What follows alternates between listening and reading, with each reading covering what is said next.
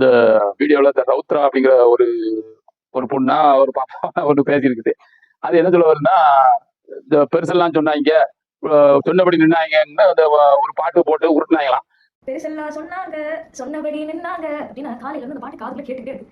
எனக்கு தெரிஞ்சு சொன்னபடி நின்ன பெருசுங்க வந்து ரெண்டே ரெண்டு தான். அதுவும் இந்தியாவில் குறிப்பிட்ட ரெண்டு பேர் தான் சொன்னபடி நின்னாங்க, நின்னபடி சொன்னாங்க. கடைசி வரைக்கும் அது யாரும் ஒரு பெரியாரு, இன்னொன்று அம்பேத்கர். அதை தாண்டி இவங்க வந்து ஒருத்தர் வந்து பெருசெல்லாம் சொன்னாங்க அப்படின்னு எடுத்து போட்டுட்டே இருக்காங்க. இது வந்து முத்துராமலிங்க தேவருக்கு பொருந்தாதான், பெரியாருக்கு தான் பொருந்துன்னு சொல்லி இந்த அம்மா அந்த பொண்ணு வந்து சொல்லியிருக்குது.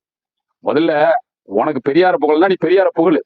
அதுக்கு போய் என்ன பண்ணணும், அதே மாதிரி இளையராஜாவை பாப்பியோ இல்லைன்னா வாலி இறந்து விட்டாரு வேற ஒரு கவிஞரை பார்த்து என்ன எழுதணுமோ இதோட சிறப்பா எழுதிட்டாங்கன்னு போய் கேட்கறது அது ஓகே, அதை அப்படிதான் கேட்டுக்கணும்.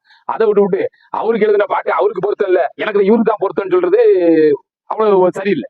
ரெண்டாவது, சொன்னபடி நின்னாங்க, பெருசெல்லாம் சொன்னாங்க, சொன்னபடி நின்னாங்க, பெரியார் அம்பேத்கர் தான். பெரியார் என்ன சொன்னபடி நின்னாரு?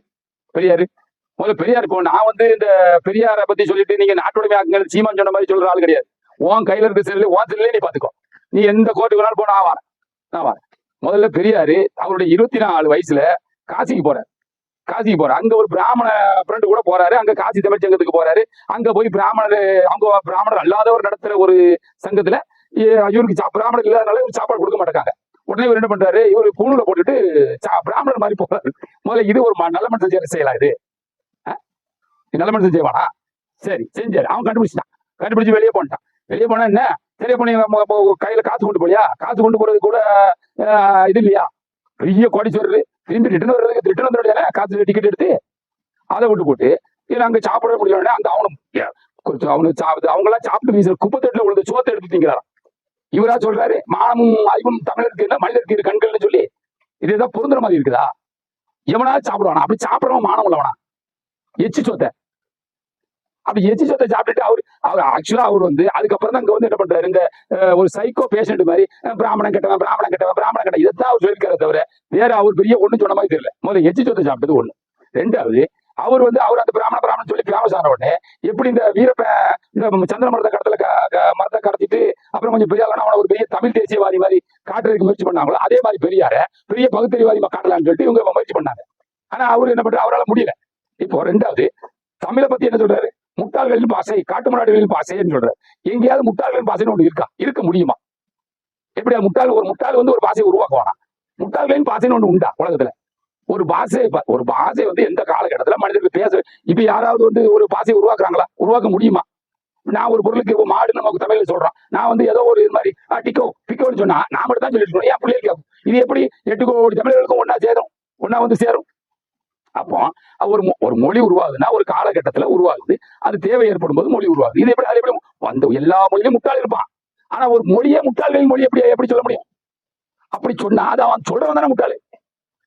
ஒரு மொழி எப்படி முட்டாள் மொழி ஆகும்? முட்டாள்களின் மொழியா, காட்டு முன்னாடிகளின் மொழியா? கம்ப்யூட்டர் காலத்து மொழி எங்க இருக்கு?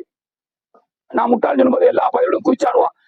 ஒரு பையன் என் முன்னாடி வந்து நிக்கலையே, நிக்கல, என்னடா இருக்கும் அந்த தமிழ் கேட்டாதான் என்னடா இருக்கும் தமிழ்ல? ஒரு மொழியில என்ன இருக்கும்?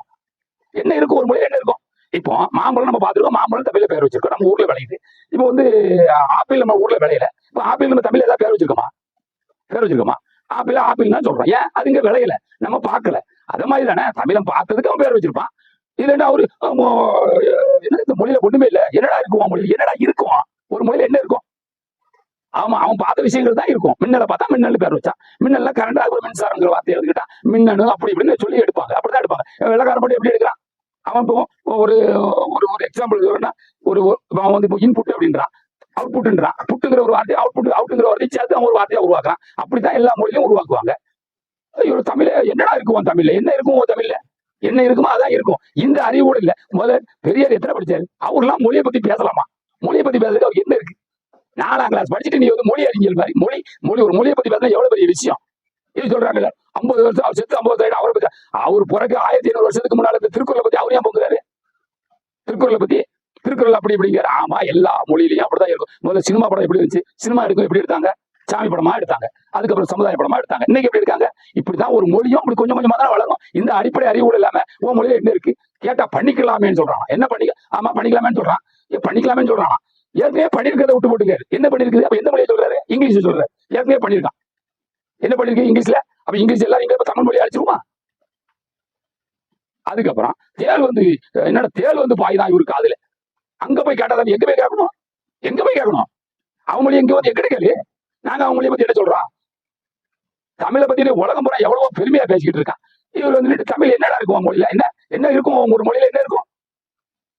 அதுக்கப்புறம் தமிழ் அப்புறம் அதை விடுங்க. யாராவது அப்புறம் இந்த அம்மா ஒன்று சொல்லுது, ஸ்லைட்டா சீமான் நான் ஞாபகம் வந்துகிட்டே இருந்துச்சு. இவருக்கும் சீமான் அவர்களுக்கும் ஏதோ ஒரு கனெக்ஷன் அப்படின்னு யோசிச்சுட்டு இருக்கும்போது தான் தெரிஞ்சது சீமானனா ரொம்ப அழகா தான் சொல்லுவாரு. அதே மாதிரி இவரும் வந்துட்டு ரவுத்ரா என்னது முதலாளி தேவரை பார்க்கும்போது பேசுறதை கேட்டா சீமான் ஞாபகம் வருதான். முன்னாடி எனக்கு அவர் 22 வயசுல கல்யாணம் முடிச்சதை பார்த்தா செமினியன் ஞாபகம் வருது எனக்கு. செமினியன் 22 வயசுல என்ன கல்யாணம்? சும்மா அந்த சொத்துக்காக நொத்துக்காங்களா? அதெல்லாம் சும்மா கதை. அது என்ன சொத்துக்காக? சொத்துக்காக அப்போ அறிஞர் அண்ணாவுக்கு தெரியாதா இவர் சொத்துக்காக தான் செய்யறாருன்னு சொல்லி அவரு ஏன் வெளியே போறாரு? எவ்வளவு அருவருப்பு, எவ்வளவு பேட்டி கொடுத்துருக்காரு, எவ்வளவு அருவருப்பான செயல்னு சொல்றாரு. அப்படி சொல்ற மாதிரி ஒரு கண்ணீர் தொழில் கட்சியா அவன் அந்த மென்மையான உணர்வு கூட இல்ல. அவ்வளவுதான். ஒருத்தன் நம்ம தப்ப சொல்றான், அது தப்ப வந்து அவன் கண்ணீர் தொழில் கட்சியா. அப்ப இவர் என்ன என்ன இவருக்கு என்ன இருக்கு? 22 வயசுல என்ன கல்யாணம்? சொத்துக்காக கல்யாணம் முடிச்சா? சொத்துக்காக கல்யாணம் என்ன சொத்துக்காக கல்யாணம் முடிச்சாரு? சொத்துக்கு பொண்டாட்டி கொடுத்தாரு. சரி, அந்த அம்மாவுக்கு பிள்ளை வந்துச்சா? பிள்ளைவர்கள் இல்ல. அப்ப அந்த அம்மா மறுபடியும் எப்படி சொத்தை கொடுக்கும்? யாருக்கு கொடுக்க முடியும்? அதுக்குள்ள சட்டம் மாறிட்டா இல்ல கேக்குறேன். இப்போ இவரு எனக்கு வாரிசு இல்லைன்னு சொல்லிட்டு இவரு வந்து மணியம்மையை கல்யாணம் முடிச்சு கொடுக்குறாரு. ரைட்டு. இப்ப மணியம்மா அடுத்து கொடுக்கணுமே. இவரு இருந்து ஏதோ நாகரத்துல அந்த மாதிரி இறந்துறாங்க போல. அப்ப அந்த மாதிரி சொத்தை யாரு கொடுக்கும்? அதுக்குள்ள சட்டம் மாறிட்டா. சும்மா உனக்கு தேவை பெரியார், நீ பெரியாருக்கு எதிரி தேவை கிடையாது. பெரியாருக்கு எதிரி யாரோ அங்க போய் பேசணும். நீ வந்து இங்க வந்து நின்றுக்கிட்டு பெரியாருக்கு இப்ப பெருசெல்லாம் சொன்னாங்க, இவர் தான் ரெண்டாரு அவர் தான் ரெண்டாருன்னு சொல்றதெல்லாம் முதல்ல அது பெரிய தப்பு. ரெண்டாவது அம்பேத்கரை பத்தி உனக்கு என்ன தெரியும்? ரொம்ப பெரிய சும்மா எவனை சொல்றதை கேட்டு அம்பேத்கர் சொன்ன ஒரு வார்த்தையை உனக்கு சொல்றேன் கேளு. அம்பேத்கர் சொல்றாரு, அவர் ஒரு மனிதன், தனி மனிதன். அவர் சொல்றாரு, என்னை விட இந்த நாடு பெரியது அப்படிங்கிற. நாடுனா யாரு? என்னை விட இந்தியா பெருசுன்னு சொல்றாரா? இந்தியா வரைபடத்தை சொல்றாரா? அவர் செய்த ஒரு வீடியோ பெருசா இருக்குமே, அவர் படுக்கிற கட்டிலே பெருசா இருக்குமே. அப்போ என்ன சொல்றாரு? என்னை விட நாடு பெரியதுங்க. நாடுனா என்னது? ஒட்டுமொத்த மக்கள். இப்ப இன்றைய காலத்துக்கு ஒரு 120 கோடி வச்சுக்கோ. 120 கோடி என்னோட பெரியவங்கன்னு சொல்றாரு. ரைட். அடுத்த வரி, என்னை விட இந்த நாடு பெரியது, இந்த நாட்டை விட என் சமுதாயம் பெரியது. சமுதாயம்னா என்னது? சமுதாயம்னா என்னது? சமுதாயம்னா ஜாதி. வேற என்னது? என்னுடைய சமுதாயம். அப்ப நாடு வேற, இவருடைய சமுதாயம் வேற. அப்படிதானே அர்த்தம்? என்னுடைய சமுதாயம் பெரியது. எப்படி? இவருடைய சமுதாயம் எத்தனை கோடி இருப்பாங்க? 30 கோடி வை, 50 கோடி வை. மீதி இருக்கிற 20 கோடி அதோட சின்னதா? பெரியார் அப்படி அம்பேத்கர் சொன்னாரு, சொன்னபடி நின்றுட்டாரு. சும்மா இது இங்க வந்து உருட்டாரு, வேற எங்கேயுமே உருட்டு. நீ தான் உருட்டுற. நீ சின்ன பிள்ளை நீ சொல்லிட்டு உனக்கு தான் சின்ன பிள்ளைக்கு விவரம் தெரியாதுப்பாங்க. அது என்ன சொல்லுவாங்க சின்ன பிள்ளைக்கு? பயம் இளங்கட்டு பயம் தெரியாது. பயம் தெரியாதுன்னு ஒண்ணுதான். பயம் ஏன் தெரியல? விவரம் தெரியல. அதனாலதான் அது பேசுவோம். அவ்வளவுதான். உனக்கு விவரம் தெரியல. விவரம் சொல்றேன். பெரியார் என்ன பெரியாரு? சும்மா எதுக்கு எடுத்தாலும் பிராமணன் நல்லவன் இருப்பான், கெட்டவன் இருப்பான். எல்லா சமுதாயத்திலும் நல்லவன் இருப்பான், கெட்டவன் இருப்பான். பிராமணன் என்ன பிராமணன் இப்ப வந்து பிராமணன் வந்து அவன் சாமியை அவன் ஒரு சாமியை கற்பனை பண்ணி வச்சிருக்கான். அந்த சாமியை அவன் கும்பிடுறான். அவன் ஒரு கிராமர் வச்சிருக்கான். அவன் ஒரு சாமி, அந்த சாமிக்கு ஒரு கிராமர் இப்படி பண்ணணும்னு ஒரு இது வச்சிருக்கான். அதுபடி அவன் வாழ்றான். அவன் வாழ்ந்துட்டு போறான். நம்ம போய் அவன்கிட்ட நீ அவன் வாசல்ல போய் நிக்கிற. நீ நிக்க போய் தானே அவன் சொல்றான். அவன் சாமி நீ கும்பிடுற. அவன் உன் சாமியை கும்பிடல. நீ அவன் சாமியை கும்பிட்டா என்னமோ மோச்சம் வரும் அப்படின்னு சொல்லி நீ அவன் சாமியை கும்பிடுற. அவன் நீ தள்ளி நின்றுறான். ஆனா அவன் கிராமர் அதுதான். அவனை போய் அவன் தள்ளி நின்றுட்டான், கற்பகத்துல விட மாட்டான், கடவுள் சொல்லிட்டான் சொல்லிட்டு என்ன இது? அவன் சாமியை அவன் கும்பிடுற. அதுல என்ன இருக்கு? அவன் சாமி நீ ஏன் கும்பிடுற? இப்போ அவரு காஞ்சி சங்கராச்சாரியார்கிட்ட போய் பொன்ராத கிருஷ்ணனும் அண்ணாமலை நெடுஞ்சாங்கடையா கொடுத்து கிடக்காரு. அவரு சேர்ல உட்காந்துருக்காரு சங்கராச்சாரியாரு. நம்ம பொன்ராத கிருஷ்ணன் கீழே உட்காந்துருக்காரு. இது எங்க நடக்குது? அண்ணாமலை வீட்லயும் பொன்ராத கிருஷ்ணன் வீட்லயுமா நடக்குது? இவங்க தான் அங்க போய் உட்காந்துருக்காங்க. அவர் இவங்க வீட்டுல வந்து நிக்கிற உட்காருன்னு சொல்லல. அப்போ இவன் மனத்துல அவனை உயர்வா நினைக்கிறான். இதுக்கு யார் பொறுப்பு? பிராமணா பொறுப்பு? நீ உன்னை தாழ்த்திக்கிறதுக்கு அவன் எப்படி பொறுப்பாவான்? அவன் மட்டுமே குற்றவாளி கிடையாது.